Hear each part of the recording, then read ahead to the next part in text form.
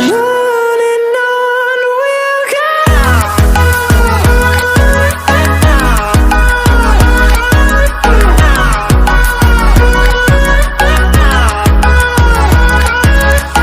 Okay, so आज हमारा एक नया टॉपिक शुरू होने जा रहा है जिसका नाम है financial planning. Yes, after financial management, after discussing about the financial decisions, we have the next topic called financial planning. So what do you mean by financial planning? Actually हम फाइनेंशियल प्लानिंग से क्या समझते हैं? तो financial planning मतलब होता है like एक, अगर हम लोग नॉर्मल सा बात करें तो financial planning is that planning in which we are discussing about from where we are procuring funds, where we are expending it. Means financial planning का मतलब है कि हम जो फंड्स हमारे पास आएंगे वो कहाँ से आएंगे, कहाँ से हम अरेंज करेंगे और उनको कहाँ पर स्पेंड करेंगे, कहाँ पर उसको इन्वेस्ट करेंगे. That we call it as learn in financial planning. तो फर्स्ट सबसे पहले हम इसका सबसे सिंपल सा इसका डिस्ट्रीब्यूशन पढ़ लेते हैं अबाउट दैट कि फाइनेंशियल प्लानिंग क्या होता है. It is an intellectual process which decides in advance the capital structure of the firm. ये एक इंटेलेक्चुअल प्रोसेस है जो एडवांस में डिसाइड करता है किसके बारे में, कैपिटल स्ट्रक्चर के बारे में. किसके कैपिटल स्ट्रक्चर के बारे में? फर्म के कैपिटल स्ट्रक्चर के बारे में. Means what is the capital structure? Capital structure is a combination, we say that डेब्ट अपॉन इक्विटी, डेब्ट और इक्विटी का combination. Means your capital structure is prepared from which type of sources? Like if you have your debt, you have your equity. So maximum proportion आपके capital का किससे मिलके बना हुआ है उसको हम लोग बात करते हैं capital structure में. So what is that capital structure? It means relative proportion of different sources of long-term finance. We say that debt or equity. Means in a very simple language we say that capital structure means अभी ये पता लगाना कि हमारी जो capital है वो किस तरीके से फॉर्म हुई. What is that? मींस हमारी जो कैपिटल है उसमें किसका प्रोपोर्शन कितना है. हमने जो कैपिटल फॉर्म करी है क्या उसमें सारा का सारा डेब्ट यूज किया है, मतलब लोन से आया है, डिबेंचर से आया है, बॉन्ड से आया है, या फिर it should be from shares holders. कहां है किसका पैसा लगा हुआ है? Share holders. So here we have formula also, capital structure called debt upon equity. So we have the factors affecting capital structures also. So what are the different factors which affects the capital structure? First is cash flow position. What is the cash flow position?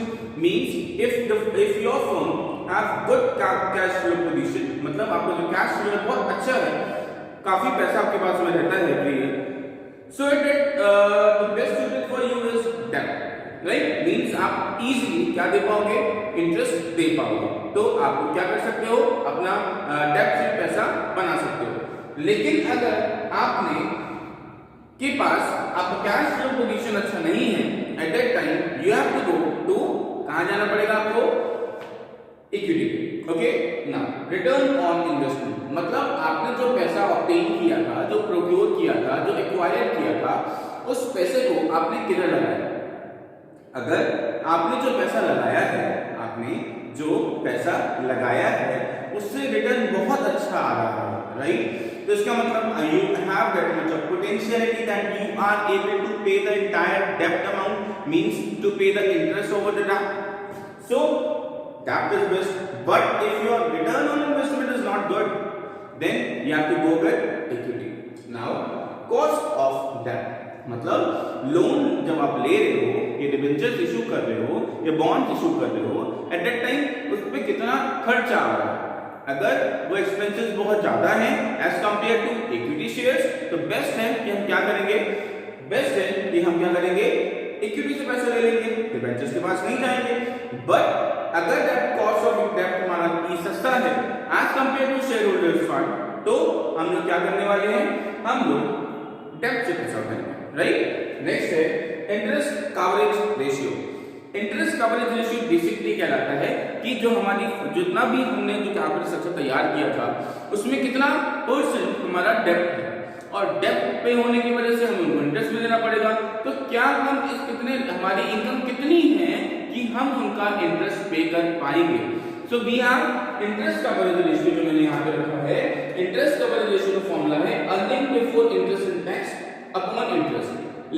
हम एक example through पढ़ते हैं, ठीक है। तो देखिए example में मैंने लिया कि मेरे पास जो earning before interest and tax है वो है suppose it is 1 lakh, right, and my interest is rupees 10,000। मेरा इंटरेस्ट कितना है 10,000 का है, तो 40 से 40 cancel, it becomes 10 times, means 10 times का मतलब क्या है, ये एक साउंड पोजीशन है। क्या है, एक साउंड पोजीशन है जहां पर आप डेब्ट क्या कर सकते हो, इशू कर सकते हो अपना डेब्ट कवरेज या इंटरेस्ट कवरेज रेशियो को देख। उसके बाद आता है cost of equity. Cost of equity का मतलब क्या कि जो आप पैसा, जो आप शेयर होल्डर्स को, जो ओनर्स फंड आप लेने वाले हो, ये जो शेयर इशू करने वाले हो, उसमें जो फ्लोटेशन कॉस्ट लग रहा है वो फ्लोटेशन कॉस्ट कितना है, is it less than the debentures और it is equal to debentures और it is more than debentures. अगर आपका जो डेब्ट से ज्यादा है तो आप डेब्ट इशू करोगे, लेकिन अगर आपका फ्लोटेशन कॉस्ट कम आ रहा है डेब्ट के कंपैरिजन में तो बेस्ट है हम क्या करेंगे, इक्विटी शेयर्स लेंगे। नेक्स्ट है कंट्रोल। अगर आपके ऑर्गेनाइजेशन में आप चाहते हो कि कंट्रोल किसका होना चाहिए, अगर कंट्रोल सिर्फ आपका होना चाहिए तो बेस्ट है कि हम क्या करेंगे, डेब्ट इशू कर देंगे, मींस डेब्ट से पैसा ले लेंगे। लेकिन अगर आपको लगता है कि हमें कंट्रोल शेयर नहीं करना है, क्या कंट्रोल शेयर नहीं करना है, आपको कंट्रोल लेना चाहिए तो डेब्ट करेंगे, लेकिन अगर आप शेयर करना चाहते हो eight that time you issue share holders fund, तो आप क्या कर सकते हो, शेयर होल्डर्स फंड इशू कर सकते हो। लेकिन ये फाइनेंशियल प्लानिंग क्या है, मैं क्यों लेकर आया फाइनेंशियल प्लानिंग के बाद कैपिटल स्ट्रक्चर पहले फिर फाइनेंशियल प्लानिंग बाद में, क्योंकि इस फाइनेंशियल प्लानिंग की डेफिनेशन में हमने एक वर्ड यूज किया कैपिटल स्ट्रक्चर। तो before that you know about capital structure, उससे पहले आपको कैपिटल स्ट्रक्चर के बारे में पता होना चाहिए था। That is the only reason we take capital structure first and then we are go towards the financial planning. Yes, so objectives of financial planning. Financial planning के objectives क्या होते हैं? So the first is ensuring sufficient fund. ये ensure करता है कि हमारी organisation में sufficient fund की availability हो, means whenever we require fund they easily provide us. So पहला काम तो फाइनेंशियल प्लानिंग का ये है।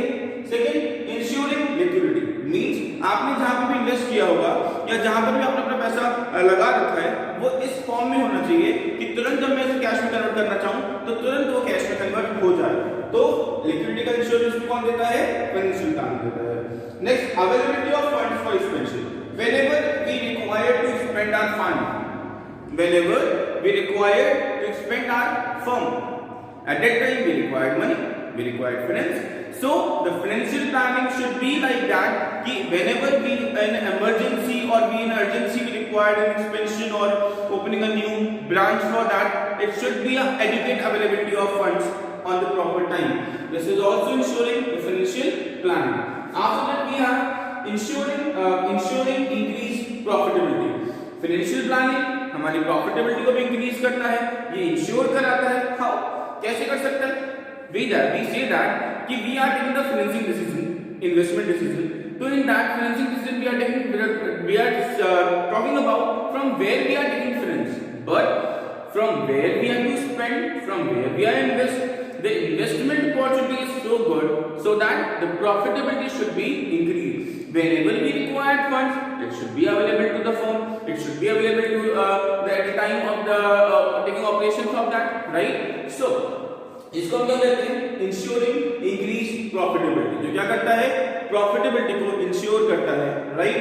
And the next is better financial control. Better financial control क्या है, सेम बात को दोबारा से बोल रहा है कि हमारी ऑर्गेनाइजेशन में द अवेलेबिलिटी ऑफ फंड्स वो कुछ इस तरीके से होनी चाहिए that whenever we require funds it should be available to us. Whatever the investment you are doing, whatever the place you are investing the money, it should be like that कि whenever we require funds it should be easily available to that work. It is known as better financial control. पूरा का पूरा control हमारे financial planning का होना चाहिए हमारे finance पर, so that whenever we require any machinery or any new equipment, we have to upgrade our technology, we have to train our employees. At that time we require funds, and for that reason we also ensuring that at that time there should be a proper financial control so that so that we avoid inconveniences. I hope कि ये जो पूरा का पूरा part है वो बहुत simple सा है और बहुत ही इजी सा है. I hope कि आपको समझ में आया होगा. If still not, then rewind once again.